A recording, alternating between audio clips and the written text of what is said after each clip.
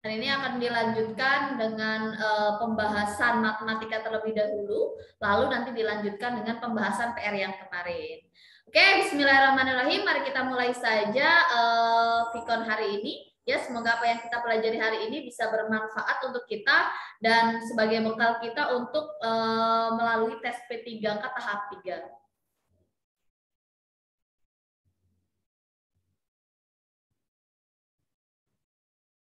Oke, yang pertama adalah terkait materi matematika P3K, PGSD ya, tidak jauh. Selain kita harus mempelajari matematika yang ada di SD yang kita ajarkan di anak didik kita gitu ya, dari kelas 1 sampai kelas 6, baik secara penyampaian materi matematika dan materi dasar matematika, kita harus juga menyiapkan materi-materi yang akan diteskan. Nah, salah satunya adalah materi yang pertama adalah terkait bilangan. Untuk materi bilangan di sini adalah menerapkan prinsip operasi hitung bilangan bulat dan bilangan pecahan. Ya, yang kedua adalah merancang pembelajaran matematika SD yang berkaitan dengan pembelajaran bilangan dengan menerapkan pendekatan berbasis konstruktivisme. Yang selanjutnya ada menganalisis karakteristik suatu kasus pembelajaran bilangan matematika. Lalu juga ada menyusun soal yang berkaitan dengan pembelajaran bilangan yang mengukur kemampuan berpikir matematis tingkat tinggi. Lalu ada pemecahan masalah sehari-hari yang berkaitan dengan konsep di sini konsep persamaan, maksudnya FPB dan KPK. Contoh soal yang pertama, oke Bapak Ibu sekalian, coba dulu soal nomor 1. Ini jawabannya apa ya? Pak Andi ingin menerapkan pembelajaran berdasarkan pada teori Brunner ya pada materi penjumlahan dua buah bilangan bulat yaitu 4 tambah 2. Secara garis besar, urutan pembelajaran yang dilakukan oleh Pak Nandi adalah, nah poin pentingnya adalah di sini yang ditanyakan adalah berdasarkan teori Brunner. Berarti jawabannya A, B, C, D, atau E. Boleh ditulis di kolom chat terlebih dahulu jawabannya apa saja kakak-kakak.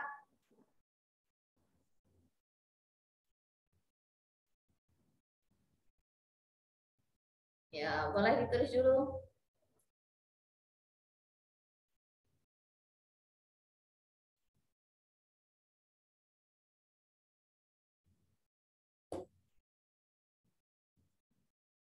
Yo, nggak apa-apa itu saja. Ya, tepat sekali ya. Jawabannya adalah yang B, yaitu menggunakan benda konkret, dimulai dari benda konkret yang 4 buah penghapus dan 2 penghapus gitu ya. Siswa diminta menghitung semua penghapus, kemudian menggambarkan model penghapus. Jadi dimulai dari benda konkret, lalu membuat modelnya di papan tulis, selanjutnya menyimbolkan operasi hitung penjumlahan 2 ditambah 4. Yang artinya di sini adalah poin pentingnya adalah benda konkretnya dulu gitu ya. Ini maksudnya 4 tambah 2 kali ya. Lalu menghitung dulu semua penghapusnya, lalu baru membuat model, lalu dan menyimbolkan operasi hitungnya gitu ya. 4 ditambah 2 gitu ya. Kita lanjutkan ke soal materi selanjutnya, yaitu tentang geometri datar. Sama ya seperti matematika yang umum gitu ya, tetapi di sini lebih sederhana untuk anak SD, yaitu tentang titik, segitiga, segi empat, dan lingkaran. Intinya di sini adalah bangun datar. Lalu ada contoh-contoh soalnya gitu ya. Lalu tentang geometri ruang, biasanya anak-anak SD juga sekarang sudah mulai ada terkait bangun ruang ya, baik menentukan volume gitu ya, atau dasar-dasar geometri ya, dan pengukuran gitu ya, lalu kesebangunan dan kekongruenan, keliling luas dan bangun datar, lalu ada mengetahui prisma, limas, dan bola. Biasanya ini adalah bentuk-bentuk dari jaring-jaringnya awal-awalnya gitu ya. Lalu ada luas permukaan dan volume, debit, dan jarak waktu dan kecepatan. Untuk lingkaran gitu ya, misalkan luas lingkaran adalah pi r kuadrat, rumus lainnya bisa dicari juga dengan 1/4 pi d kuadrat. Lalu untuk keliling ada pi kali d gitu ya. pi D atau 2 pi R. D itu sendiri adalah 2 pi R gitu ya. Lalu untuk ciri-cirinya harus kita ketahui bersama, yaitu unsur-unsurnya ya. Yang pertama misalkan AB disebut apa? Diameter gitu ya. Lalu OB ini disebut jari-jari. Lalu yang disebut juring adalah ini permukaan yang ini. Misalkan ini ya AOD yang permukaannya namanya juring. Lalu yang disebut dengan busur adalah yang ini ya, yang pinggir ini AD, misalkan busur AD, yang melengkung ini saja. Lalu yang permukaan ini disebut tembereng. Nah, ini juga di sini sudah dijelaskan kalau misalkan BB ini yang melengkung ini juga disebut busur BB. Lalu kalau OE yang ini ya, garis ini ditarik ke tali busur lalu tegak lurus, ini disebut apotema. Oke, seperti itu nanti bisa kita pelajari lebih mendalam. Contoh terlebih dahulu, boleh kakak siapkan pulpennya atau pensilnya dan hitungannya. Kita mulai dengan soal nomor 1. Sebuah taman berbentuk lingkaran dengan panjang diameter 40 meter. Berarti jari-jarinya adalah 20 ya, 20 meter. Di atas seluruh bagian tanaman tersebut akan ditanami rumput dengan harga rumput tersebut adalah 30.000 per meter persegi. Berapakah biaya yang diperlukan untuk membeli rumput tersebut? Silakan kakak, ini ada Kak Sri Wayuni, Kak Sumatmi, Kak Widyaningsi, dan Kak Yulia. Silakan kakak, boleh dihitung terlebih dahulu. Saya kasih waktu 1 menit dari sekarang, nanti bisa ditulis di kolom chat.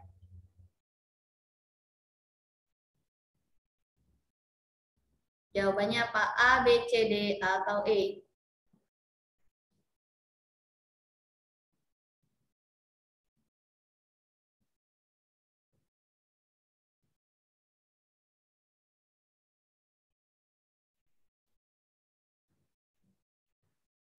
Oke.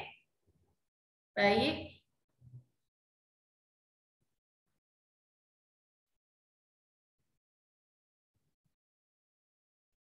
Boleh. Baik, tepat sekali ya, jawabannya adalah yang 37.000. Oh ya, 680. Tepat Kak Widyaningsih, jawabannya adalah yang A. Mari kita bahas bersama gitu ya. Yang pertama kita tentukan dulu luas taman ya. Luas tadi sudah kita jelaskan, rumusnya pi R kuadrat, berarti tinggal 3,14 dikali 20 dikali 20 jadinya 1.256. Tinggal dikalikan dengan biaya pembelian rumput per meter persegi, jadi dikali 30.000. Maka jawaban yang paling tepat adalah 37.680.000 ya. Sip. Tepat, jawabannya adalah yang A. Lanjut ke soal nomor selanjutnya. Bolehkah ditulis, dicari? Sebuah bak mandi berbentuk kubus, artinya ada kubus itu ya, setengahnya terisi air sebanyak setengahnya 389.344 cm kubik. Tinggi bak mandi tersebut adalah, yang ditanyakan adalah tinggi. Berarti ibaratnya ada kubus gitu ya. Kubusnya tidak terlalu sempurna ya, tidak apa-apa. Ada sebuah kubus gitu ya. Kita tahu kalau kubus itu rumusnya adalah S pangkat 3 gitu ya. Ini S, ini S, ini S. Silakan, rumus volumenya adalah S pangkat 3. Kalau setengahnya segini berarti volume penuhnya berapa gitu ya. Nanti tinggal diakar pangkatkan 3 untuk mencari S. S di sini adalah sama dengan tinggi bak mandi gitu ya, karena ini sama bentuknya kubus. Berarti 2 dikali 389.344. Jadi jawaban yang paling tepat adalah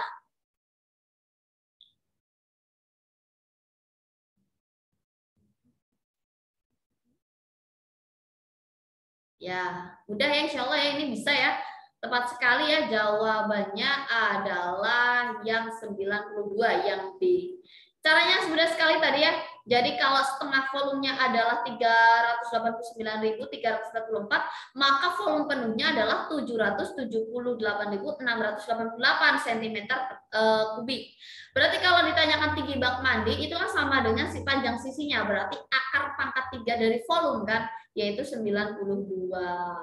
Jadi yang paling tepat adalah yang B. Gitu ya. Kita lanjut ke soal selanjutnya. Oke, nanti kita skip saja terlebih dahulu. Kita masuk ke dalam pengukuran. Ke dalam statistika dulu deh ya. Statistika dan peluang. Perlu kita pelajari bersama gitu ya, terkait dasar-dasar dari statistik gitu ya. Atau pengertian dari apa itu statistik. Kalau statistik itu tentang datanya gitu ya. Kalau statistika itu tentang ilmunya. Kalau data ya kumpulan dari datum gitu ya. Lalu ada penyajian data dalam bentuk tabel dan diagram. Kalau umumnya untuk SD itu biasanya baru datanya data tunggal, diagramnya pun masih diagram lingkaran, diagram batang gitu ya. Belum sampai ke dalam ogive atau histogram.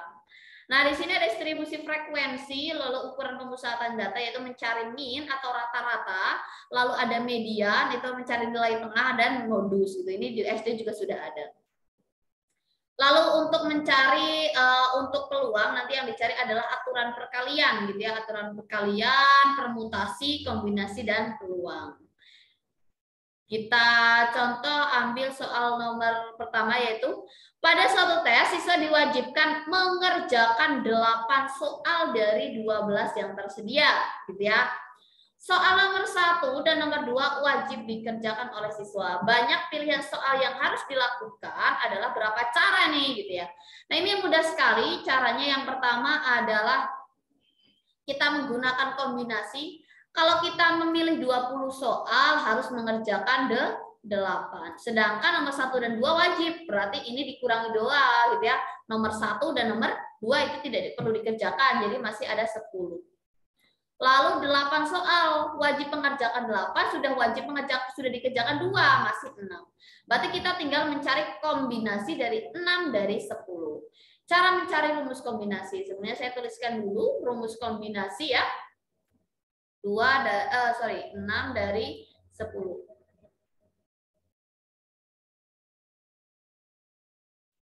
Nah, misalkan di sini 6 dari 10, langsung saja lah ya, biar langsung paham ya.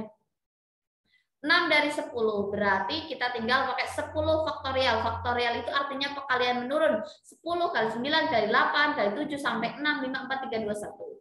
Lalu kalau kombinasi tinggal 10 kurangi 6 dulu. Di sini ada faktorialnya. Itu 4 faktorial, berarti 4, 3, 2, 1. 6 faktorial kita tulis saja dulu, karena ternyata kalau 10, 9, 8, 7, 6 itu ada faktorial juga ya. Ini ada 6 faktorial, makanya bisa dicoret. Lalu di sini 4 dan 2 bisa dicoret dengan 8, ini dapat 1 gitu ya. 3 dicoret dapat 3 atau dibagi langsung gitu ya. 10 kali 3 kali 7. 3 kali 7 21 dikali 10 210. Jadi banyak caranya adalah 210 cara. Gitu ya. Jawabannya adalah yang D. Lalu untuk nomor soal selanjutnya, boleh kakak mengerjakan terlebih dahulu? Saya kasih waktu 1 menit dari sekarang. Banyak siswa pada suatu kelas adalah 40 siswa. Nilai rata tes suatu mata pelajaran dari 35 siswa adalah 72. Kemudian 5 siswa yang lain ikut tes susulan. Jika rata tes seluruh siswa sekarang menjadi 7,15, maka nilai rata 5 yang ikut tes susulan adalah, berarti kita mencari secara keseluruhan dulu, jumlah keseluruhan berarti berapa? 40 itu dikali dengan jumlah total rata-ratanya 7,15. Tinggal dicari dulu. Lalu nanti kita cari juga yang 35 siswa. Oke, dikali dengan berapa rata-ratanya? 7,2. Nah, kalau sudah ketemu, tinggal dikurangi. Kalau sudah dikurangi, berarti, oh sudah ketemu nih jumlahnya berapa? Nah, tinggal dibagi 5. Good, sama dengan berapa? Oke, coba kakak hitung terlebih dahulu, saya tunggu nanti jawabannya apalah. A, B, C, D, atau E? Boleh ditulis.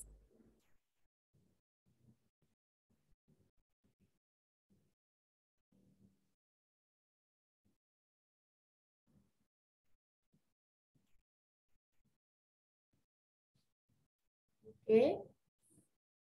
Kak Widianisi boleh ikut menjawab. Yang lain juga boleh bergabung dan ikut menjawab ya. Oke. C ya, 6,8. Oke, kita cek bersama. Jawabannya adalah C, tepat sekali, yaitu 34 dibagi 5. Betul Kak Yulia juga ya. Jadi hasilnya 6,8. Sip. Kita lanjutkan ya ke soal selanjutnya. Rencana perbaikan jalan diselesaikan selama 60 hari oleh 20 pekerja. Ini adalah terkait perbandingan ya. Selama proses perbaikan, 10 pekerja tidak bekerja selama 8 hari. Tambahan hari yang diperlukan untuk menyelesaikan perbaikan jalan adalah, nah ini adalah berarti menggunakan perbandingan. Nah, silakan dikerjakan terlebih dahulu. Kita bahas dulu deh ya yang ini ya. Oke.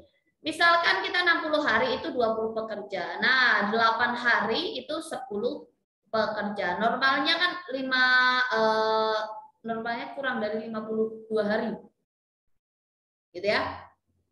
Normal. Nah, di sini gitu ya, berapa hari gitu ya yang ditanyakan gitu ya. Berarti tinggal kita ulangi. Pertama 60 hari itu kan 20 pekerja. 8 hari itu 10 pekerja. Karena kurang dari 52 hari gitu ya. Berarti berapa pekerja? X kerja untuk 20 pekerja gitu ya. Berarti tinggal mencari X-nya ini tinggal di 60 kali 20 dikurangi 8 kali 10 pekerja. Jadi 8 itu tidak bekerja, jadi dikurangi yang ininya saja gitu ya. Berarti nanti dibagi 20. 60 kali 20 itu kan 1.200 dikurangi 80. Berarti 1.120 dibagi 20. Jadi 56. Jadi yang ditanyakan adalah berapa kali tambahannya gitu ya. Berarti tinggal 56 dikurangi 52 hari. Jadi 4 hari. Gitu ya. Baik. Kita lanjut ke soal nomor selanjutnya.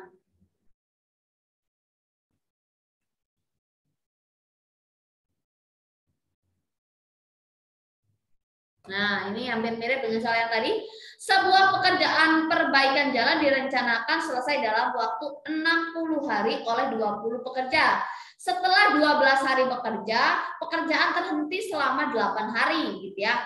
Jika kemampuan bekerja setiap pekerja dianggap sama dan agar pembangunan selesai tepat waktu, banyak pekerja tambahan yang diperlukan adalah, nah kalau ini berarti jawabannya apa nih? A, B, C, D, atau E?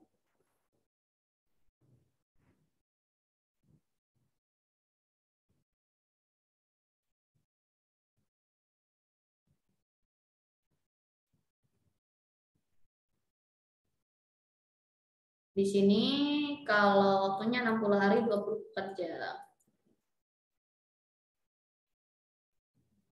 Setelah 12 hari gitu ya bekerja, pekerjaan terhenti 8 hari.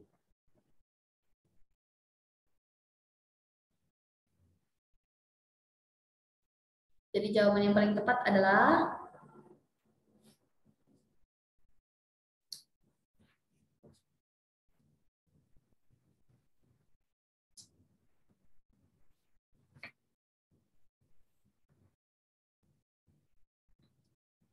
ya, tepat sekali ya.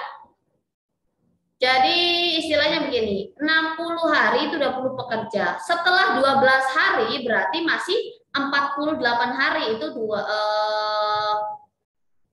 ini maksudnya pekerja ya, bukan hari ya. Pekerja. Pekerja.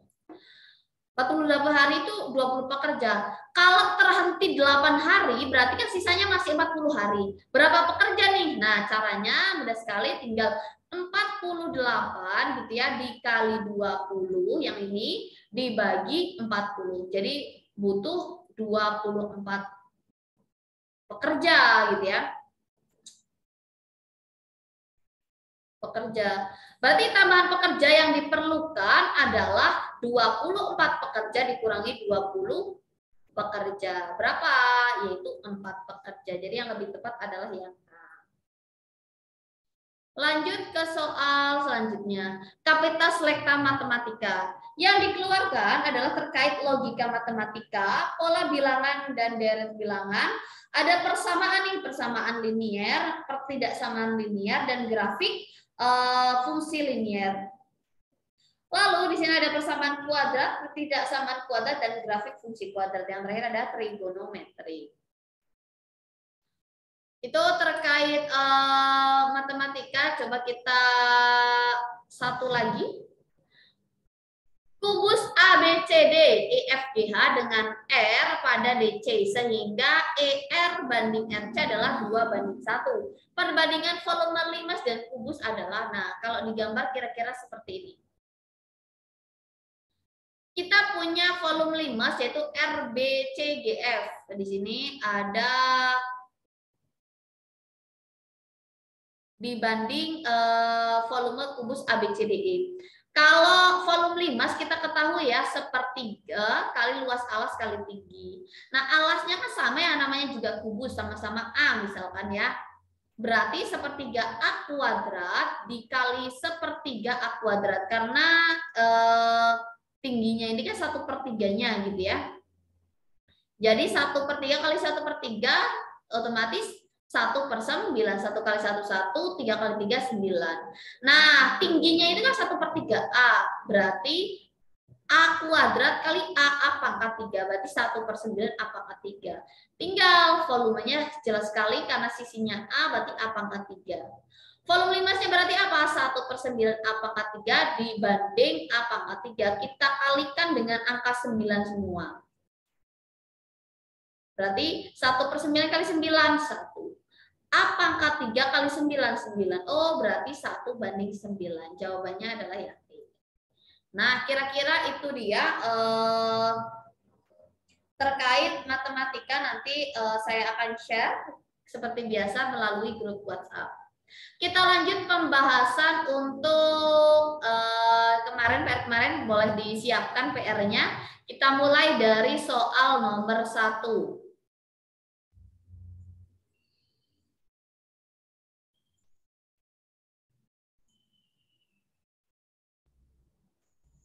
Nah, nomor 1, hubungan manusia berinteraksi dengan yang lainnya. Keterjalinan membentuk hubungan timbal balik yang saling menguntungkan. Terpenuhi segala kebutuhan adalah bagian dari keterhubungan ini.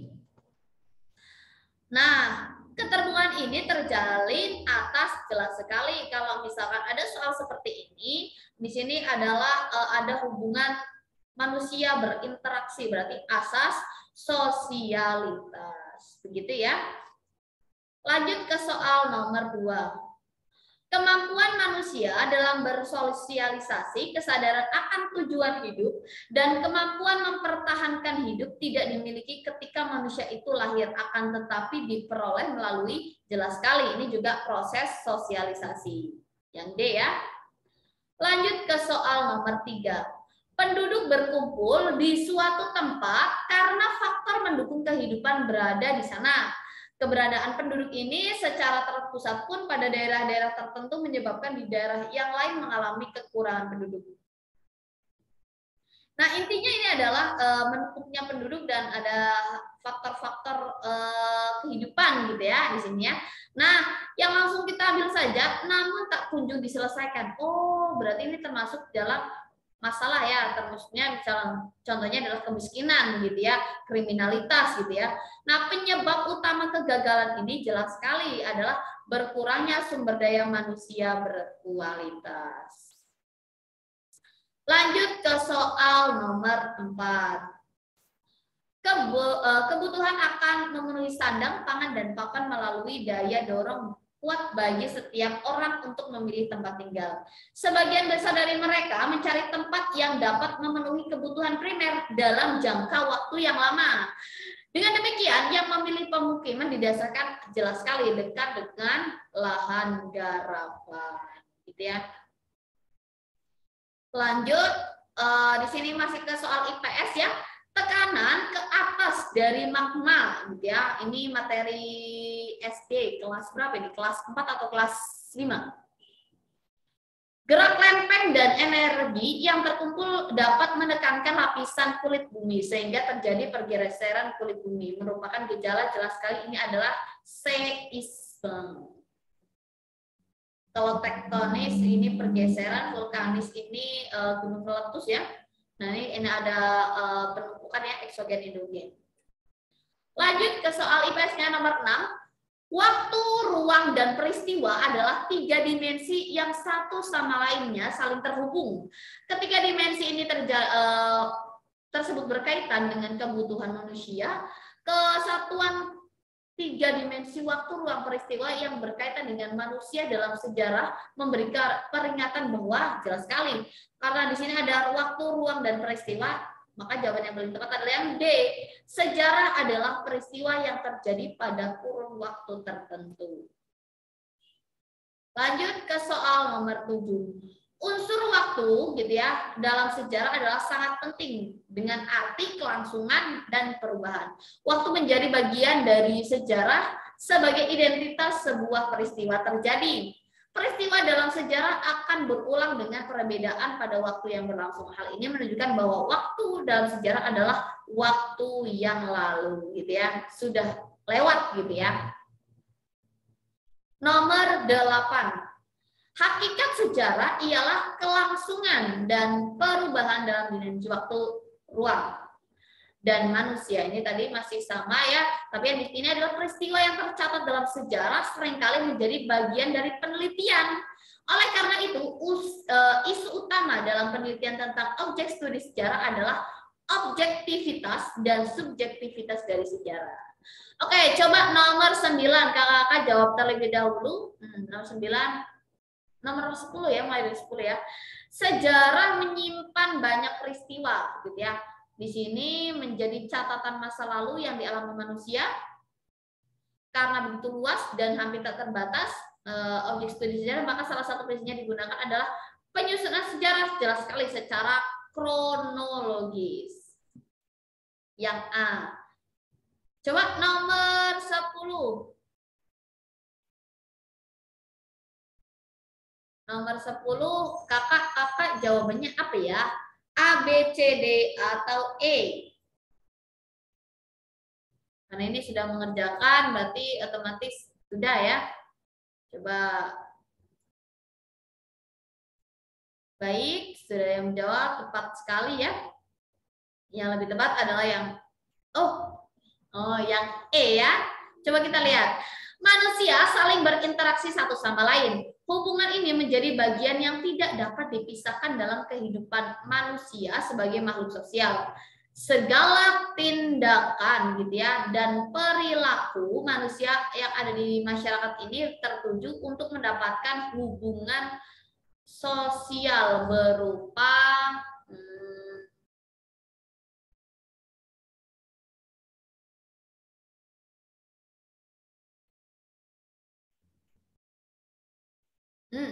Nah, yang paling tepat tetap yang B ya, pemenuhan pangan, sandang, dan papan, gitu ya. Di sini walaupun di awalnya memang bahasanya tentang interaksi gitu ya, hubungan ini menjadi tidak dapat dipisahkan dalam kehidupan manusia sebagai makhluk sosial.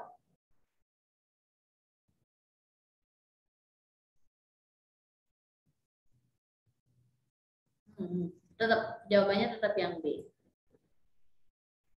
Kita lanjutkan ke soal nomor 11. Pertambahan jumlah penduduk berdampak terhadap bertambahnya sejumlah kebutuhan yang harus dipenuhi. Sementara keterbatasan sumber daya alam untuk memenuhi kebutuhan manusia menjadi bagian yang harus dicarikan sebagai solusinya. Nah, di sini adalah menghadapi tantangan demikian, manusia pun dituntut untuk mempelajari yang namanya ilmu ekonomi. Ilmu ekonomi muncul karena jelas sekali kebutuhan manusia yang tidak seimbang dengan alat pemuas kebutuhan. Lanjut ke soal nomor 12. Persaingan ekonomi di antara produsen memicu penetapan gitu ya, harga yang kompetitif gitu ya. Varian dalam barang hasil produksi pun menerus ditingkatkan guna bersaing dalam pemasaran produk agar suatu barang menjadi barang ekonomi. Maka harus apa? Diproduksi secara efisien. Oke, coba kalau nomor 13.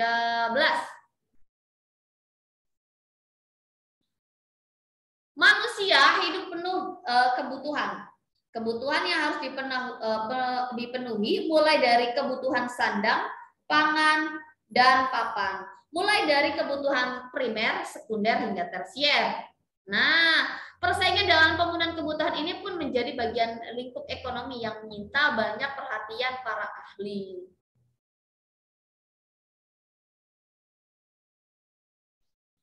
Oke, yang ditanyakan adalah kebutuhan manusia, tepat sekali ya, relatif tidak terbatas, sedangkan arusnya relatif terbatas. Ini betul sekali, ini disebut masalah ekonomi. Ya, tepat ya, jawabannya A.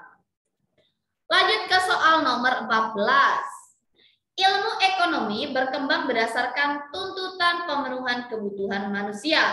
Ilmu ekonomi adalah bagian dari solusi dalam mengatasi permasalahan-permasalahan terkait keterbatasan alat pemenuh kebutuhan. Yang menjadi sasaran objek ilmu ekonomi adalah usaha-usaha manusia dalam memenuhi kebutuhan. Nomor 15. Nomor 15 boleh ditulis dulu jawabannya apa?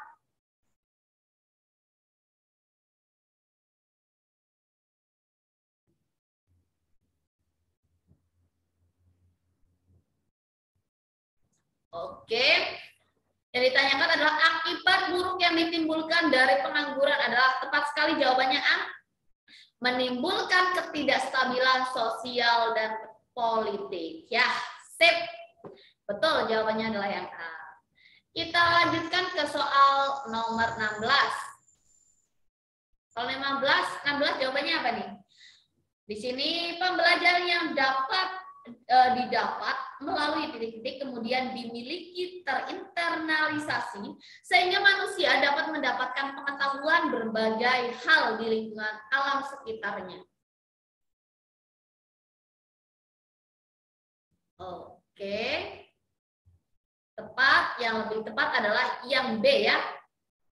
Pembelajaran didapat melalui panca indera kemudian dimiliki. Nah, ini lebih ke A, panca indera. Yang B betul. Lanjut ke soal nomor 17. Dari perkembangan, nah di sini apa ya? Penggunaan ilmu pengetahuan oleh manusia berpengaruh pada dampak yang akan didapat oleh manusia itu sendiri. Dari perkembangan itulah kita dapat membedakan bahwa ilmu pengetahuan itu cirinya apa? Jelas sekali, sistematis, gitu ya.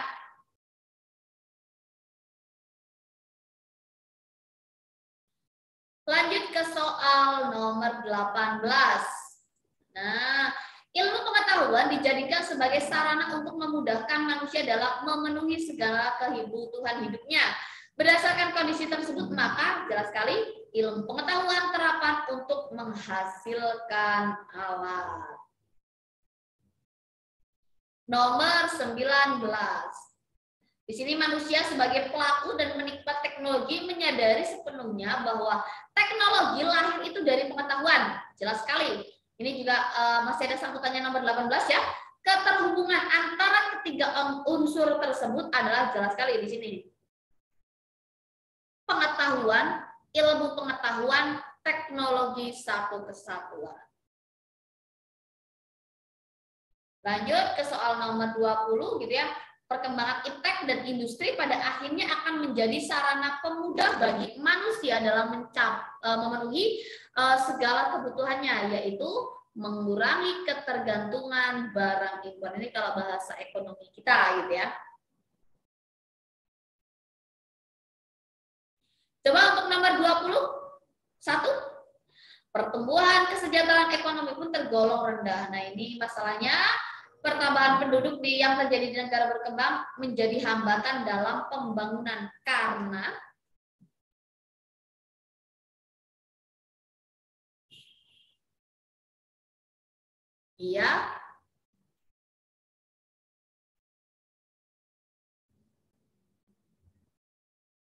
tepat sekali ya, jawabannya yang C ya.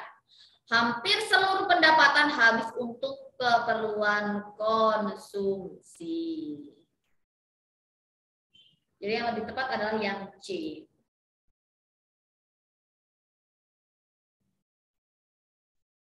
Lanjut ke soal nomor 22. Di sini pada musim buah jeruk, beradaan penjual jeruk tersebut marak di pasaran dan pinggiran jalan. Kebutuhan manusia pun terhadap buah jeruk terpenuhi seketika. Bertambah terus, peminat seringkali tidak berbanding lurus dengan pasokan buah jeruk yang dimiliki pedagang. Nah, kondisi tersebut mengakibatkan apa? Harga keseimbangan naik, jumlah barang yang diperdagangkan itu berkurang. Ini tinggal ngikutin kata-kata yang di sini ya. Jadi harganya itu, permintaannya itu tidak berbanding lurus dengan pasokan buah jeruk yang dimiliki pedagang. Berarti jumlah barangnya kan menurun gitu ya. Lanjut ke soal nomor 23. Di sini terletak ilmu ekonomi, pengertiannya gitu ya. Tapi yang ditanyakan berdasarkan ilmu ekonomi tersebut, maka pernyataan yang sesuai adalah jelas sekali motif utama tindakan konsumsi adalah memperoleh kepuasan.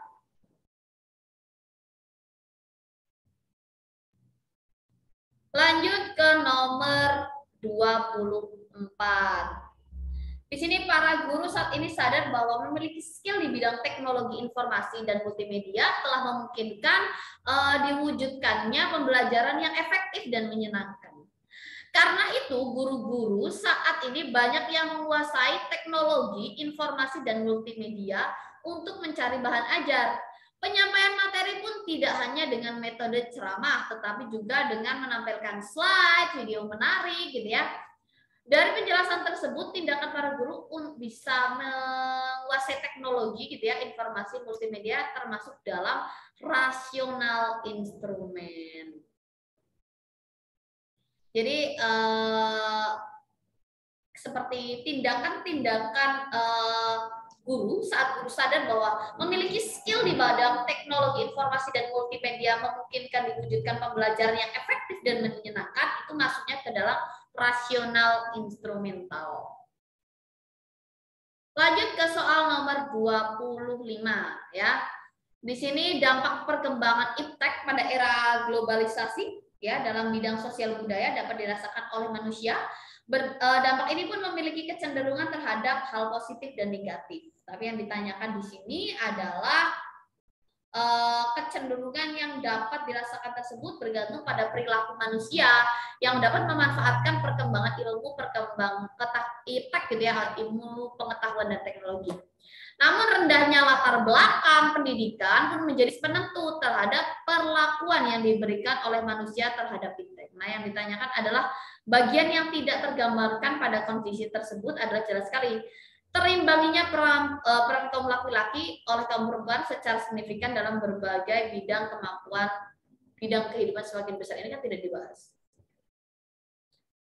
Kita masuk ke soal PKN. Kalau ini kemarin mungkin sudah sedikit terbahas ya, secara yuridis atau pengakuan gitu ya, penghormatan dan penegakan hak asasi manusia atau HAM sangat penting diwujudkan. Kenapa? Jelas sekali jaminan perwujudan HAM dapat terkonstitusi. Lanjut ke soal nomor 27 di sini ya.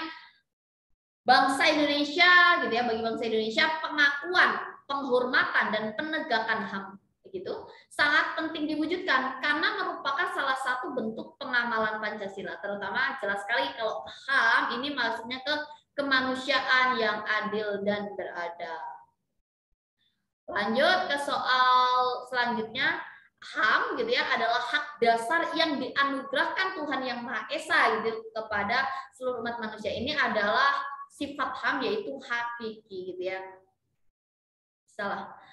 Lalu ada nomor 29, Bagi seorang tersangka atau terdakwa dalam perkara pidana, hak mendapatkan perlindungan hukum didampingi penasehat hukum. Hal tersebut merupakan perwujudan dari procedural right gitu ya. Jadi yang lebih tepat adalah yang C. Nomor 30. Di sini perhatikan tabel berikut gitu ya. Mungkin sudah dibaca. Berdasarkan pada tabel tersebut, manakah yang merupakan upaya pemajuan HAM periode 1998 sampai dengan sekarang. Yang jelas yang 1A, 3B gitu ya. 1A itu adalah ditetapkan berbagai peraturan perundang-undangan yang berkaitan dengan HAM. Lalu ada 3B yaitu dilakukan kajian ratifikasi terhadap instrumen HAM internasional, dan 2B yang ini ya, ditegakkan kebebasan pers jelas sekali, dan 3C yaitu dibentuknya Komnas HAM ya. Lanjut ke soal nomor 31. Nah, untuk 31 nanti dan selanjutnya sekalian bisa dicocokkan sendiri. Nanti apabila ada yang perlu kita diskusikan, bisa ditanyakan oleh via grup. Nanti kita bahas di video selanjutnya. Oke, masih ada waktu dan kesempatan, masih ada 5 menit untuk tanya jawab. Kakak yang ingin bertanya boleh bertanya secara langsung atau melalui menulis di kolom chat. Oke, silakan Kakak apabila ada yang mau ditanyakan.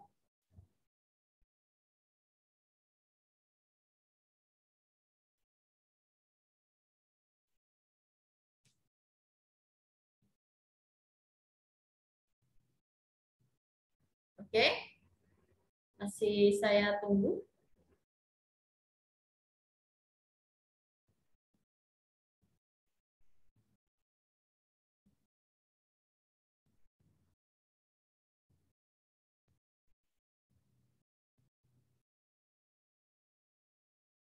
Baik, sepertinya tidak ada yang ditanyakan. Cukup sekian untuk pembahasan hari ini. Saya doakan semoga kakak sekalian bisa memahami apa yang sudah disampaikan gitu ya. Semoga apa yang kita pelajari hari ini adalah mendapatkan buah yang manis gitu ya, istilahnya bisa mengantarkan kita semua ke gerbang ASN yaitu di tahun 2022 ini bisa mendapatkan SK ASN D3K. Untuk itu cukup sekian dari saya. Terima kasih atas atensi dan perhatiannya. Sukses untuk kita semua. Dari saya Kak Jenny, terima kasih. Wassalamualaikum warahmatullahi wabarakatuh. Sampai jumpa.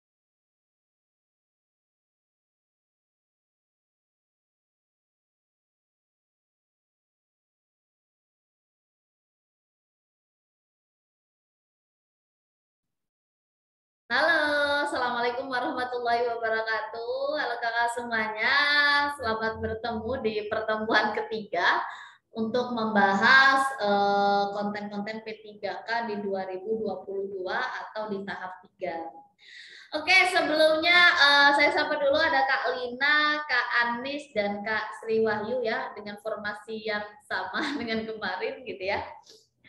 Oke, hari ini saya akan membahas dimulai dari biasa, mulai dari PAI terlebih dahulu, nanti kita lanjutkan ke materi-materi selanjutnya.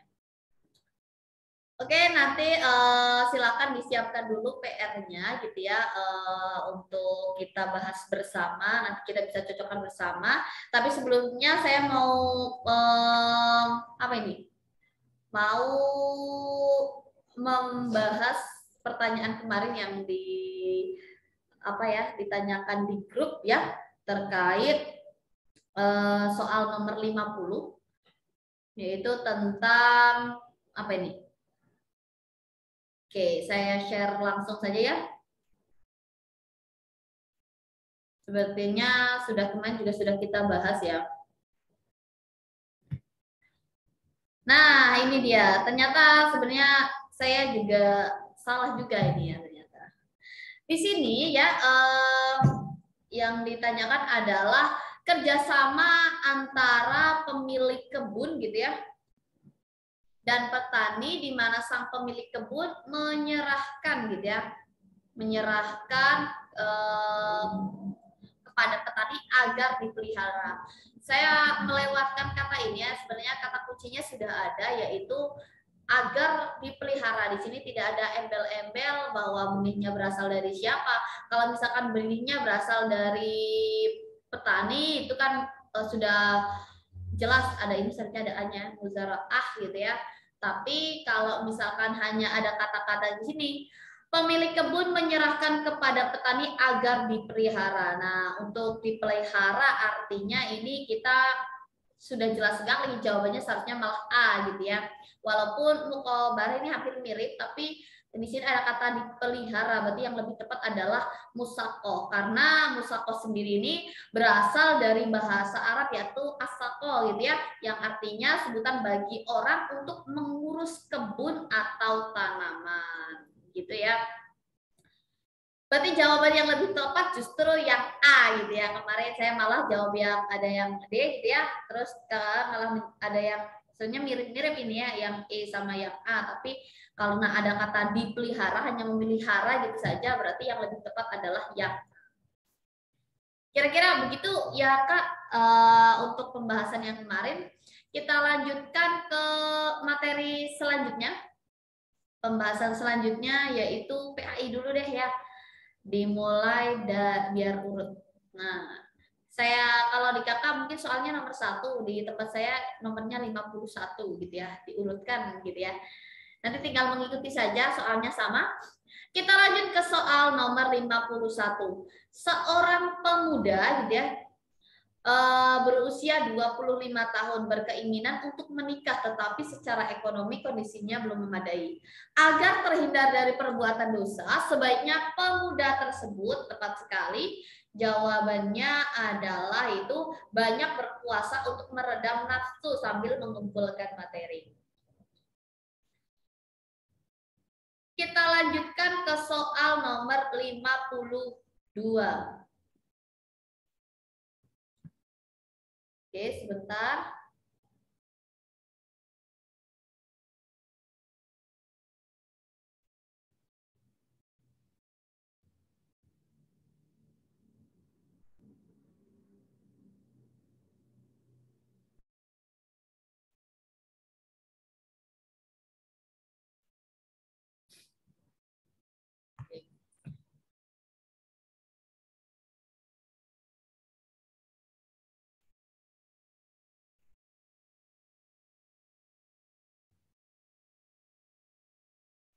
Lanjut ke soal nomor 2. Baik ya Kak Anis nih ya.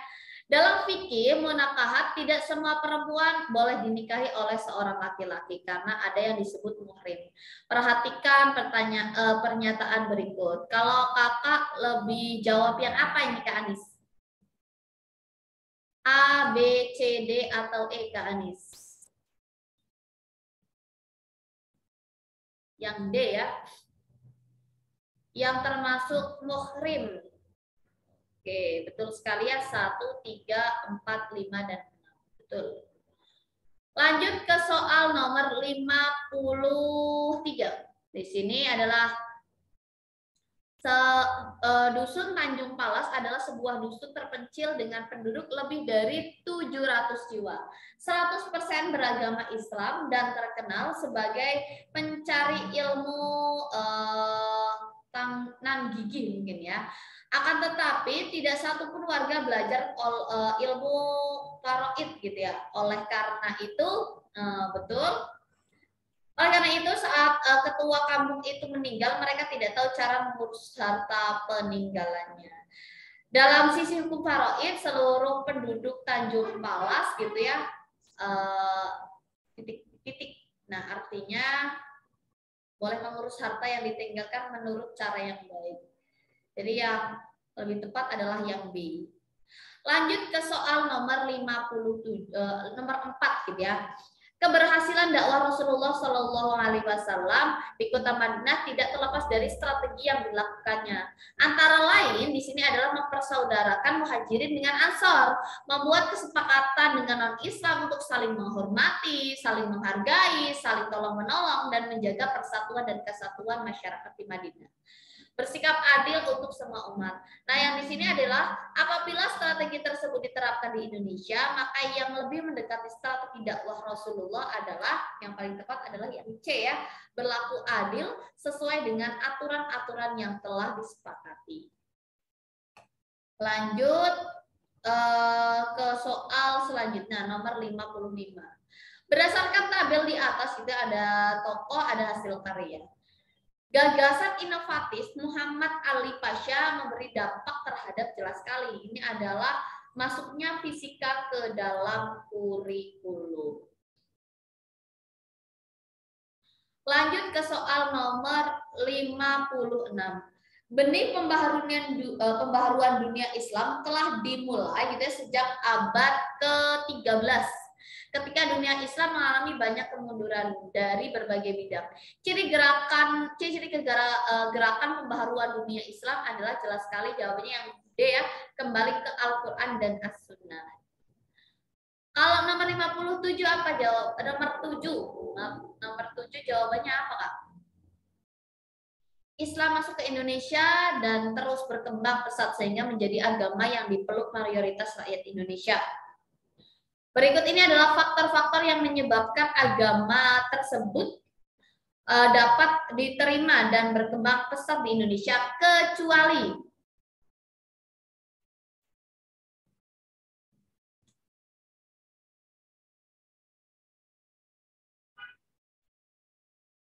ya, tepat ya. Jawaban yang paling tepat adalah penaklukan wilayah dengan cara berperang. Kecuali karena yang di situnya garis bawahnya. Lanjut ke soal nomor 8. Seiring dengan perkembangan zaman, pola gerakan Islam juga mengalami perkembangan yang pesat sesuai dengan konteks masyarakat yang dihadapi kemajuan. Oh iya, siap, tidak apa-apa Kak. Kita lanjutkan ya. Kemajuan Islam di Indonesia pun demikian sangat pesat. Hal ini ditandai dengan kriteria berikut, kecuali yaitu banyak TKI yang bekerja di negara-negara Islam. Lanjut ke soal nomor 9. Dilatar belakangi oleh kondisi umat Islam di seluruh dunia mengalami kemunduran di segala bidang pada kurun tahun 1800-an. Nah, di sini yang poin pentingnya adalah salah satu gagasannya adalah pan-Islamisme, yaitu umat Islam harus bersatu dan meninggalkan paham fatalisme. Dialah Jamaluddin Al-Afghani gitu ya, gagasan pan-Islamisme yang diterapkan di Indonesia dikarenakan hal-hal berikut ini. Kecuali berarti yang bukan adalah Indonesia multi agama dalam berbangsa. Ini bukan salah satu alasannya gitu ya. Jadi yang paling tepat adalah B karena di sini kecuali. Lanjut ke soal nomor 6. sebagian prasangka itu adalah dosa gitu ya. Demikian tercantum dalam Al-Qur'an surah jelas sekali Al-Hujurat ayat 12. Dalil nakli yang menjelaskan bahwa sebagian prasangka itu dosa adalah Al-Hujurat gitu ya. Dalam surat Al-Hujurat ayat 12 ini umat Islam dilarang untuk berburuk sangka atau suudzon gitu ya, karena suudzon atau buruk sangka termasuk dalam perbuatan dosa. Nomor 11. Berikut ini adalah cara-cara bersyukur kepada Allah, yaitu jelas sekali adalah membaca hamdalah. Berikut ini yang termasuk sikap husnuzon gitu ya kepada Allah, yaitu kecuali gitu ya, tidak boleh seorang hamba berputus asa atas rahmat Allah Subhanahu wa taala walau begitu banyak dosanya, dan kembalilah kamu kepada Tuhanmu gitu ya. Kalau kecuali berarti husnuzan, berarti yang bukan adalah yang A gitu ya. Bersabar, ini benar, usaha, ini benar, senantiasa bertawakal dan sengaja salah berarti yang E ya. Yang lebih tepat, betul Kak. Yang jawab adalah yang benar adalah jawaban yang E. Sengaja berbuat dosa karena Allah Maha Pengampun, ini salah ya, jelas sebenarnya. Ini kalau misalkan ada opsi salah juga, ini juga itu ya, bersyukur itu tidak hanya ketika memperoleh nikmat saja gitu ya. Lanjut ke soal nomor 63. Larangan berputus asa dari rahmat Allah Subhanahu wa taala gitu ya, terdapat dalam Al-Qur'an surah jelas sekali, ini adalah Az-Zumar gitu ya, 53 sampai 54. Di mana sehingga tidak boleh seorang hamba berputus asa atas rahmat Allah Subhanahu wa taala gitu ya, banyak dosanya. Kembalilah kamu kepada Tuhanmu dan berserahlah dirilah kepadanya sebelum datang azab kepadamu, kemudian kamu tidak dapat ditolong lagi. Lanjut, berprasangka buruk itu disebut suudzon, kalau berprasangka baik itu husnuzon gitu ya. Jelas sekali nomor 15 gitu ya. Hukum mengatur perbuatan manusia dalam hubungan dengan khaliknya disebut dengan ibadah. Lanjut. Nomor 16 gitu ya. Setiap orang muslim wajib mempelajari, memahami dan melaksanakan hukum-hukum yang telah ditetapkan Allah gitu ya, melalui Al-Qur'an gitu ya. Sebab jelas sekali Al-Qur'an merupakan pedoman bagi setiap muslim. Nomor 17, perhatikan pernyataan berikut yang bukan termasuk fungsi Al-Qur'an, jelas sekali 3 yang dijadikan pedoman untuk disalahgunakan. Ini jelas salah. Lalu hukum mempelajari Al-Qur'an adalah fardhu ain gitu ya. Artinya kewajiban yang dibebankan kepada setiap individu muslim. Jadi wajib hukumnya ya. Wajib dilaksanakan oleh setiap muslim yang telah menginjak usia dewasa atau pubertas, kecuali berhalangan karena sebab tertentu. Lanjut ke nomor 69, ketetapan tentang wajib beriman kepada Allah Subhanahu wa taala, malaikatnya, kitab-kitabnya dan rasul-rasulnya, hari kiamat, qada dan qadarnya adalah merupakan pokok pengetahuan hukum yang berkaitan dengan akidah, jelas sekali. Nomor 20 yang ditanyakan adalah yang termasuk arti hadis adalah jelas sekali 1, 3 dan 5, perkataan, perbuatan dan ketetapan. Oke, sampai 20 terlebih dahulu untuk Kak Anis. Mungkin ada pertanyaan dulu atau tidak?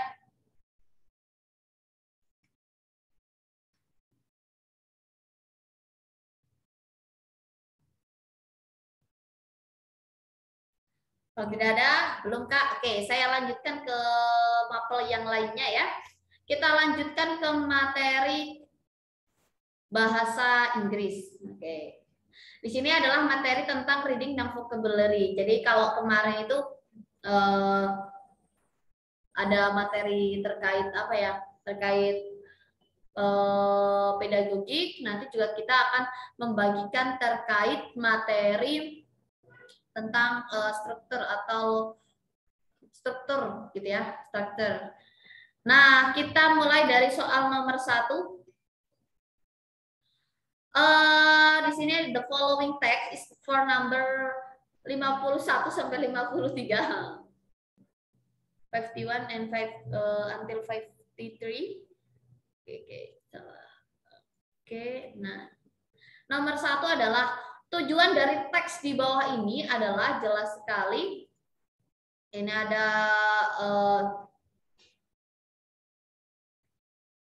teks yang sudah tidak asing, pengumuman gitu ya. Nah, di sini kita harus mengetahui tujuan dari teks tersebut. Kalau zaman saya sekolah dulu, jadi kita lebih apa ya, iklan itu tujuannya untuk apa? Kalau misalkan teks ini teks deskriptif itu untuk apa? Jadi lebih mudah dalam mengerjakan. Mungkin sama ya. Nah, untuk mengetahui tujuan dari teks tersebut, hal yang harus diketahui terlebih dahulu adalah jenis teksnya. Jelas ya. Teks tersebut merupakan teks iklan gitu ya, tergambar dari slogan the word at your feet gitu ya, ajakan gitu ya. Lalu ada kalimat ajakannya juga dari slogan tersebut, judul iklan tersebut itu ya dapat diketahui bahwa iklan itu yaitu tentang Galaxy Tour. Nah, yang merupakan sebuah travel agency, maka jawaban yang benar adalah to advertise gitu ya, a travel agency. Yang paling tepat adalah yang A. Belum Kak Adriati, untuk pemasaran belum? Tidak apa-apa Kak. Kita lanjutkan ke soal nomor 52. Below the advantage of the advertised staff. Nah, di sini ada kecuali, berarti kata kuncinya itu adalah yang diunggulkan gitu ya. Apa sih yang diunggulkan dari iklan tersebut gitu ya. Nah, harus diperhatikan bahwa soal tersebut itu terdapat kata kecuali yang artinya di sini disuruh mencari jawaban yang bukan merupakan sesuatu yang diunggulkan dari iklan tersebut. Jadi yang paling tepat adalah di sini yang children, orang yang di bawah 12 tahun gitu ya. Dia di sini nggak ada bilang yang kalau di bawah 12 tahun itu gratis, bukan gitu ya. Jadi melainkan biaya untuk ada biaya untuk umur di bawah 12 tahun itu ada umurnya, ada biayanya sendiri gitu ya. Lalu di sini biasa sekali kalau misalnya bahasa Inggris ini tuh artinya apa sih gitu ya. Nah, ini berarti kosakata dalam bahasa Inggris harus diperbanyak gitu ya. Nah, pertanyaan tersebut adalah mencari makna dari unbeatable bargain gitu ya. Bargain yang makna dari kata tersebut adalah harga atau penawaran yang murah, tidak ada tandingannya. Jadi jawaban yang paling tepat adalah harga yang paling terjangkau. Jadi yang C. Lanjut ke nomor 54. Di sini ada sebuah teks gitu ya.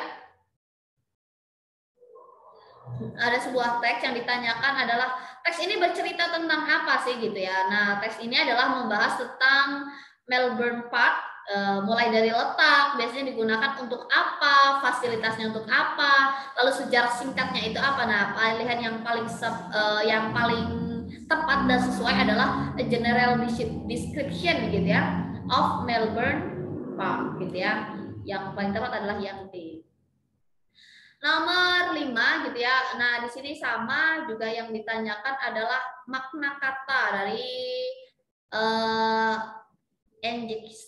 apa ini? Yang artinya adjektif gitu ya. Adjektif menjelaskan tentang Melbourne rectangular gitu ya, stadium. Yang artinya adalah berdekatan. Dari pilihan yang paling tepat adalah nearby.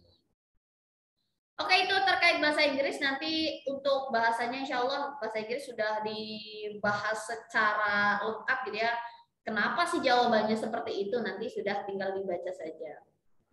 Kalau nanti ada yang mau ditanyakan bisa ditanyakan melalui grup WhatsApp atau gitu ya. Atau nanti bisa ditanyakan secara langsung. Lanjut ke soal bahasa Indonesia.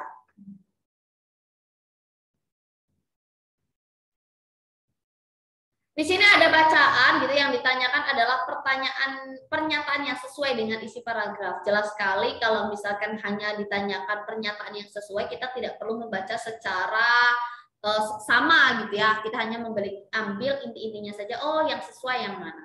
Nah, di sini yang paling sesuai adalah yang B gitu ya. Bagaimana sikap insan pers terhadap rencana penyusulan munculnya kembali lembaga Bredel. Jadi yang B gitu ya. Lanjut ke soal nomor 2. Mengapa insan pers dan pegiat hak atas kebebasan informasi menolak lembaga Bredel dihidupkan kembali gitu ya. Jadi yang paling tepat adalah yang C.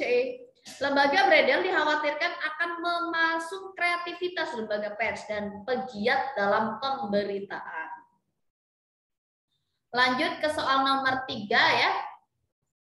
Di sini adalah pernyataan yang sesuai dengan paragraf kedua. Berarti ini kalau seperti ini kita bisa melihat di paragraf 2 saja. Oh, ini paragraf 1, ini paragraf 2. Oh, kita hanya perlu membaca di lebih intensif di paragraf 2-nya. Jadi yang paling tepat di sini adalah yang sesuai dengan paragraf kedua adalah wacana menghidupkan kembali lembaga Bredel ditentukan insan pers dan pegiat hak atas kebebasan informasi. Nah, kita lanjutkan ke soal nomor 4. Biasanya satu bacaan, tapi ininya banyak gitu ya. Nah, simpulan isi teks tersebut adalah, karena tadi kita sudah membaca dan paragraf sudah kita baca ulang, alangkah lebih baiknya untuk mempersingkat waktu untuk mencari kesimpulan tidak perlu kita baca ulang gitu ya. Jadi yang kita hanya membaca saja, oh pilih pilihan gandanya gitu ya. Jadi yang paling tepat di sini adalah yang E. Isu munculnya lembaga Bredel di era kebebasan pers akan ditolak karena menghambat eksistensi insan pers. Oke, sebentar ya.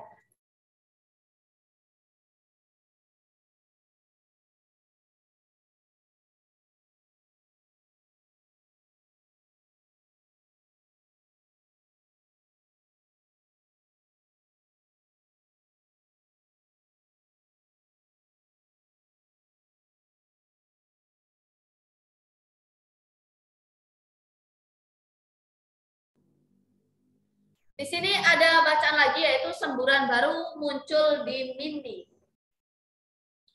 Oke, di sini yang ditanyakan adalah ide pokok paragraf kedua. Berarti kita langsung ke paragraf 2 saja gitu ya.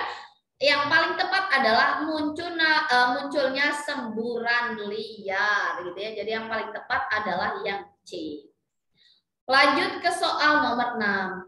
Fakta dalam teks tersebut yang tepat adalah gitu ya, semburan luhur merupakan semburan ke-59. Biasanya kalau kalimat-kalimat fakta ini berdasarkan data atau ada angkanya juga gitu ya. Jadi lebih ke A gitu ya. Jawabannya adalah yang A. Di sini kalimat fakta adalah hal atau kejadian peristiwa yang merupakan kenyataan yang benar-benar terjadi gitu ya. Lalu opini, kalau ada fakta berarti ada opini. Opini dalam teks tersebut adalah yang paling tepat adalah semburan liar itu tidak berbahaya dan akan mengecil dengan sendirinya. Ini kan kalimat-kalimat opini gitu ya. Makanya pendapat atau opini ini adalah pernyataan yang mengemukakan suatu argumen atau tanggapan mengenai suatu hal. Nah, kalimat yang kategori opini itu yang B gitu ya. Kita lanjut ke soal nomor 8. Simpulan yang tepat untuk paragraf kedua. Tadi kita juga sudah baca di paragraf kedua gitu ya. Karena kita sudah mencari ide pokoknya. Untuk kesimpulannya yang paling tepat adalah yang D gitu ya. Semburan liar yang ke-59 tersebut tidak berbahaya dan akan mengecil dengan sendirinya.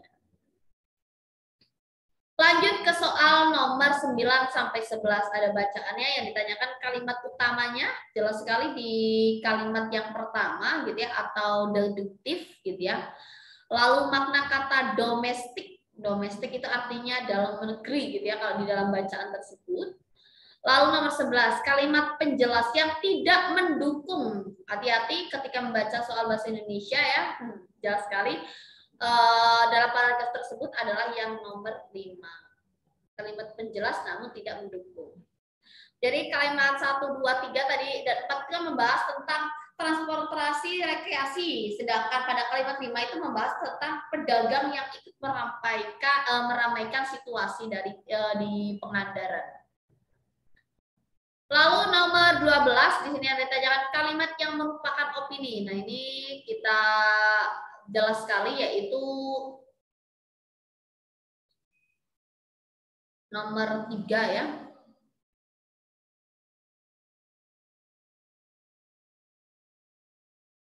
Biasanya ada angka 1. Laporan tersebut yang paling tepat adalah yang ketiga ya, jumlah ini diperkirakan akan meningkat. Ini kan kata-kata opini ya. 5 miliar pada tahun 2030.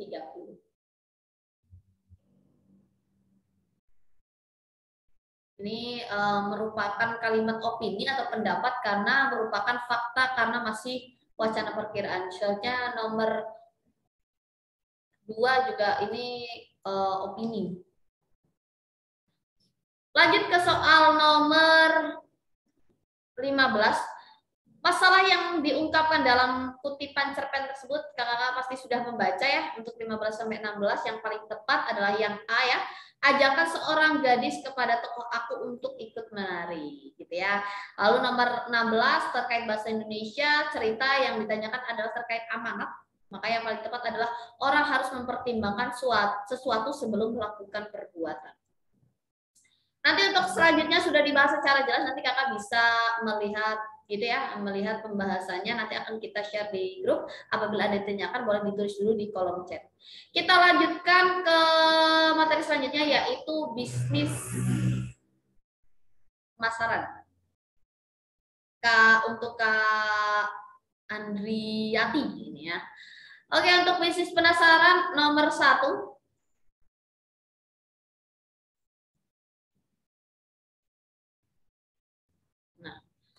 Anda melamar pekerjaan di sebuah perusahaan dan seminggu kemudian Anda mendapatkan panggilan untuk interview.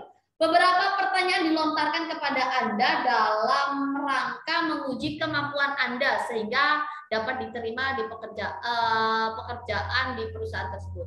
Kasus ini termasuk dalam komunikasi jenis apa? Jelas sekali ini adalah komunikasi verbal, gitu ya. Apa itu komunikasi verbal? Adalah komunikasi yang terjadi secara lisan maupun secara tertulis. Nah, komunikasi ini memiliki struktur yang jelas dan terorganisir dengan baik, yang menyebabkan tersampainya pesan bisnis gitu ya dengan baik. Karena di sini ada berkaitan dengan perusahaan gitu ya. Lalu di sini ada kata interview gitu ya. Ada pertanyaan yang dilontarkan, ini kan berarti ada komunikasi verbal. Lanjut ke soal nomor 2.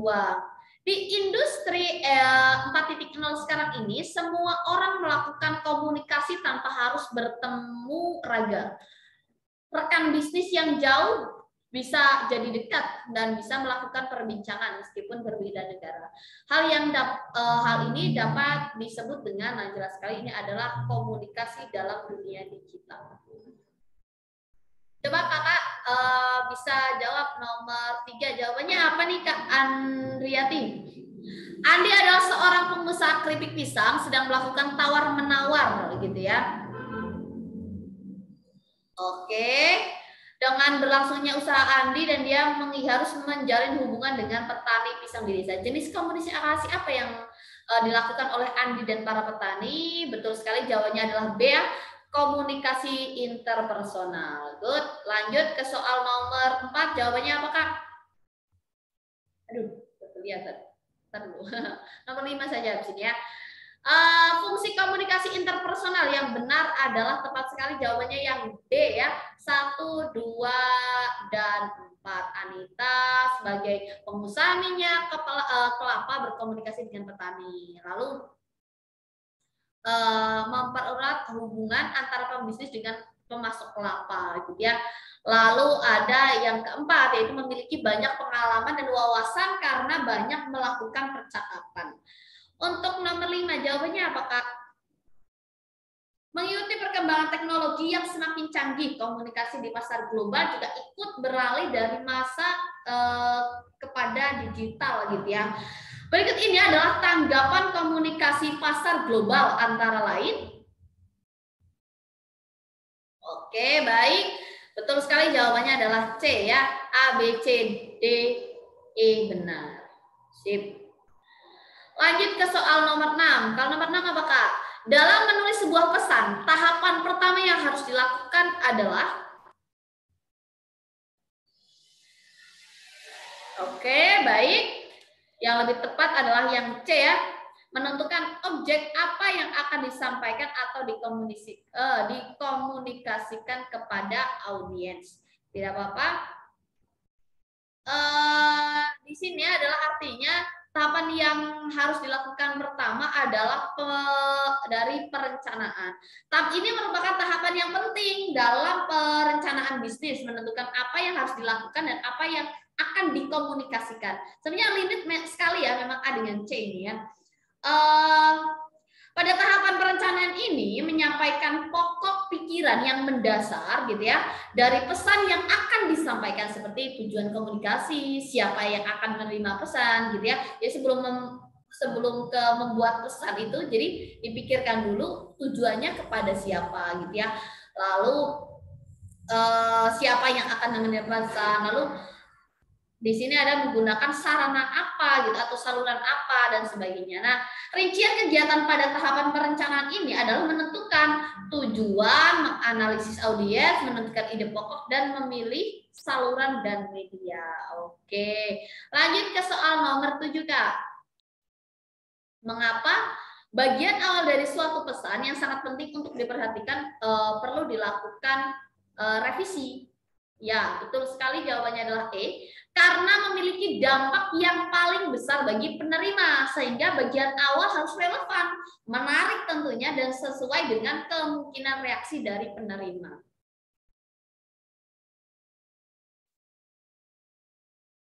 Lanjut ke soal nomor 8.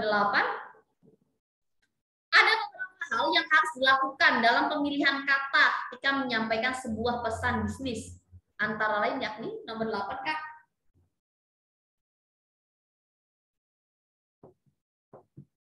Oke, baik. Yang lebih tepat yang B ya. Menggunakan kalimat yang singkat meskipun waktu yang diberikan untuk menyampaikan cukup banyak. Di sini pemilihan kata ya.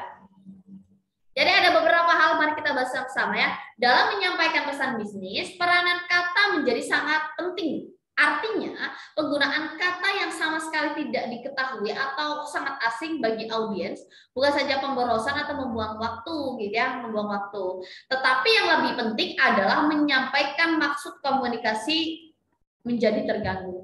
Ada beberapa hal yang perlu dicermati sehubungan dengan pemilihan kata dalam sebuah pesan bisnis. Yang pertama adalah pilihlah kata yang sudah dikenal oleh audiens, gitu ya. Jadi lebih familiar. Kadang kalau kita ngedengerin suatu demo gitu ya, demo produk misalkan, atau ada pesan bisnis ataupun penyampaian dari pemateri gitu misalkan, kalau ketika kata-katanya tidak mudah diserap, justru malah audiens tidak tidak terlalu berantusias karena bahasanya socialization. Nah, apalagi di sini ada pesan bisnis, tentunya pilihan katanya juga harus dikenal oleh audiens. Yang kedua adalah pilihlah kata-kata yang singkat. Nah, ini yang efisien. Selalu hindari kata-kata yang bermakna ganda, dan yang terakhir adalah penggunaan kalimat yang efektif. Jadi ada 4 hal-hal yang perlu dicermati dalam sebuah pesan bisnis. Nomor 9, Kak. Yuk kita lanjutkan. Nah, tepat sekali D ya. Para pelaku bisnis kebanyakan tidak benar-benar menulis pesan. Berikut ini adalah kesalahan yang sering dilakukan oleh pembisnis. Yaitu yang pertama adalah jelas sekali semua jawaban benar. Ya. Kesalahannya kadang hanya copy paste, kadang kalau misalkan ambil dari tetangga cuma diganti apanya gitu ya, pesan-pesannya. Lalu tepat sekali di sini menurut Ernest Hemingway gitu ya, pernah mengatakan bahwa tidak ada yang disebut menulis yang ada hanya menulis ulang. Jelas sekali ya. Pada kenyataan pelaku bisnis banyak melakukan kesalahan. Yang pertama adalah hanya memindahkan kata-kata dan tidak benar-benar memperbaikinya. Yang kedua, tidak melakukan penulisan ulang karena dianggap membuang-buang waktu. Dan yang ketiga adalah mengirim dokumen pada saat terakhir dibutuhkan. Jadi udah dibutuhin banget baru dikirim. Nah, lanjut ke soal nomor 10, Kak. Pesan bisnis dapat diproduksi secara manual gitu ya. Betul sekali, jawabannya adalah yang C ya. Dan menggunakan komputer atau elektronik. Apabila Anda menjadi pelaku bisnis gitu ya,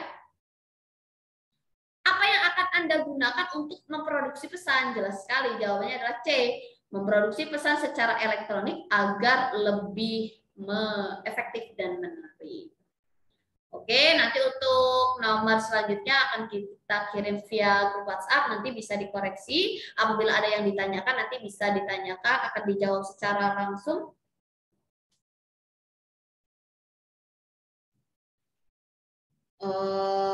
Apabila ada yang mau ditanyakan, nanti bisa ditanyakan secara langsung atau menulis dulu di kolom chat, nanti akan kita bahas. Kalau misalkan belum terpikirkan baru dikoreksi, nanti bisa ditanyakan seperti tadi Kak Anis ya, nanti bisa ditanyakan melalui grup gitu, nanti akan kita bahas bersama lagi atau kita japri gitu ya terkait jawabannya. Kita lanjutkan, tadi sudah PAI sudah, bisnis pemasaran sudah, bahasa Indonesia sudah, bahasa Inggris sudah. Lalu kita lanjut ke matematika. Kita mulai dari soal nomor 1 ya Kak ya. Oke, untuk matematika nanti ada khusus lagi, jadi ada materi kemarin saya juga baru dapat dari teman saya, ternyata luar biasa materinya sudah dirangkumkan, nanti bisa kita bagi, kita kupas bersama untuk matematika. Yang lainnya tenang saja, tetap ada. Oke, kita lanjutkan ke soal nomor 1. Luas daerah yang dibatasi oleh kurva Y min X kuadrat ditambah 3X ditambah 10. Dan sumbu X untuk X lebih besar sama dengan min 1 kurang dari sama dengan 5 adalah, jelas sekali kalau mencari luas daerah jika diketahui kurvanya maka kita cukup menggunakan integral ya, menggunakan integral. Di sini sudah, di sini min 1 sampai 5 gitu ya, berarti tinggal ditulis saja luas negatif integral A sampai B. A sampai B di sini artinya berarti di sini batasnya dari min 1 sampai 5. Lalu kita masukkan saja min X kuadrat ditambah 3X tambah 10. Kita masukkan rumusnya ini. Sudah, integral dari negatif X kuadrat, berarti negatif 1 per kuadrat gitu ya. Berarti 2 tambah 1, 3, X pangkat 3 gitu ya. Kalau nggak ada pangkatnya berarti artinya pangkat 1, berarti 3 per 2 gitu ya. 1 tambah 1 kan 2X kuadrat ditambah integral dari 10 yaitu 10X. Tinggal disubstitusikan, yang pertama masukkan 5-nya dulu. Nanti tinggal dikurangi dengan substitusikan negatif 1 gitu ya. Maka jawaban yang kita terima di sini kita dapatkan adalah negatif 42 ditambah 36 ditambah 60. Maka jawabannya adalah 54. Luas satuan luas. Kira-kira seperti itu. Lanjut ke soal nomor 2.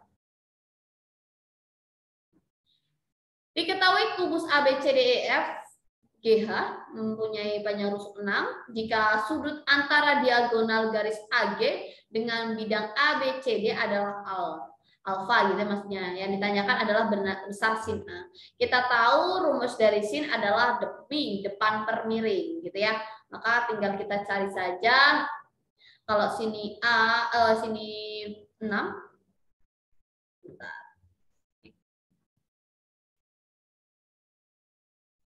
Nah, gitu ya. Kita ketahui bersama bahwa kalau di sininya 6, sini 6 gitu ya. Berarti di sini ada diagonal ruang gitu ya. AG, panjang AG ini adalah 6 akar 3 gitu ya. Lalu depan GC, GC ini adalah 6 cm. Maka kalau mencari A kan demi depan per depan, depannya 6, miringnya 6 akar 3.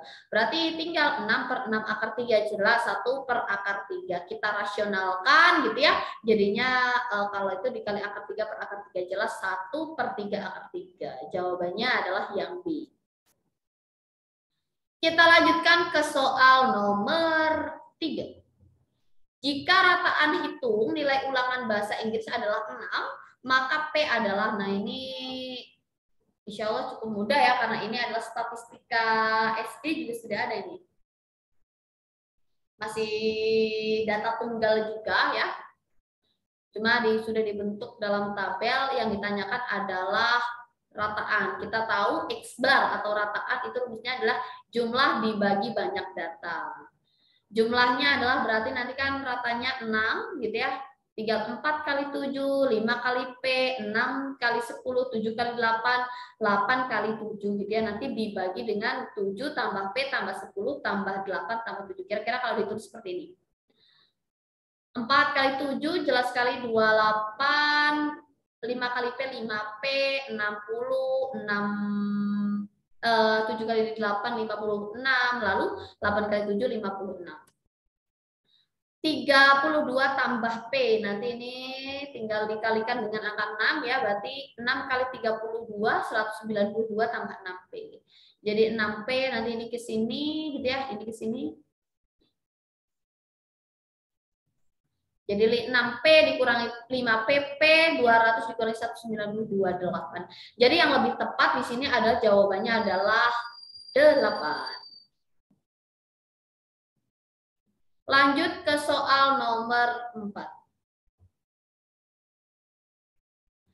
Dalam sebuah kantong terdapat 4 kelereng merah, 3 kelereng biru. Bila sebuah kelereng diambil dari dalam kantong, maka peluang terambilnya kelereng merah adalah jelas sekali ya.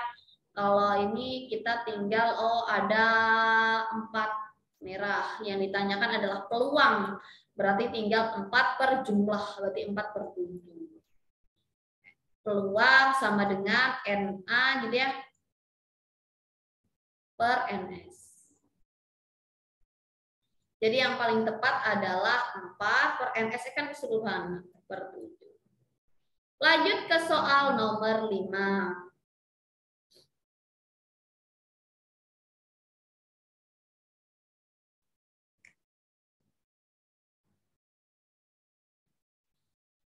Untuk nomor 5, diagram lingkaran di bawah ini menyajikan jenis ekstrakurikuler di suatu SMA yang diikuti 500 siswa. Jelas sekali ini masih dasar ya. Banyak siswa yang tidak mengikuti ekstrakurikuler pramuka. Yang tidak mengikuti berarti selain pramuka ya, berarti tinggal 10 tambah 20 tambah 30. Berarti 60, berarti 60 dari 500 siswa yaitu 300 siswa. Insya Allah bisa lah ya ini ya. Nomor 6. Nah, ini statistika tapi data berkelompok ya. Yang ditanyakan adalah kuartil 3, berarti 3/4-nya ya. 3/4 dari jumlah data ya. Yang ditanyakan itu berarti kita ketahui bahwa rumus kuartil adalah yang pertama kita cari dulu tepi bawahnya. Kita tahu letak kuartil 3 adalah di kelas 1, 2, 3, 4, 5. Berarti di kelas kelima. Berarti kalau 41 tinggal dikurangi 0,5, 40,5. Lalu rumusnya adalah tepi bawah ditambah 3/4N karena kuartil 3 dikurangi FK. FK ini adalah frekuensi kumulatif kelas sebelum. Berarti 3/4 kali 60, berarti 15 dikurangi 40 dibagi. Nah ini, di sini ada F3, berarti di sini yang ditanyakan ada frekuensi kelasnya gitu ya, berarti 10. Berarti tinggal 40,5 ditambah ini. Ini C-nya di sini adalah panjang kelasnya. Tinggal panjang kelas itu bisa kita hitung dari misalkan 41, 42, 43, 44, 45, 46, 47, 48, 49, 50. Ada 10 ya. Atau bisa dengan cara sederhananya yaitu tinggal kita lihat jarak kelas antar kelas. Misalnya 1 sama 11, berarti 11 kurangi 1, 10. Ini bisa dicoret. gitu. Jadi 40,5 ditambah 45 dikurangi 45 ditambah jadi 45,5. Oke, begitu saja terkait pembahasan hari ini. Untuk semua jawaban dan pembahasan akan kita share melalui grup WhatsApp. Apabila ada yang ditanyakan, nanti bisa ditanyakan melalui grup WhatsApp. Nanti kita bahas bersama ketika Vicon. Begitu saja untuk Kak, masih ada Kak Andriati dan Kak Lina. Ada yang mau ditanyakan dulu Kak? Halo Kak.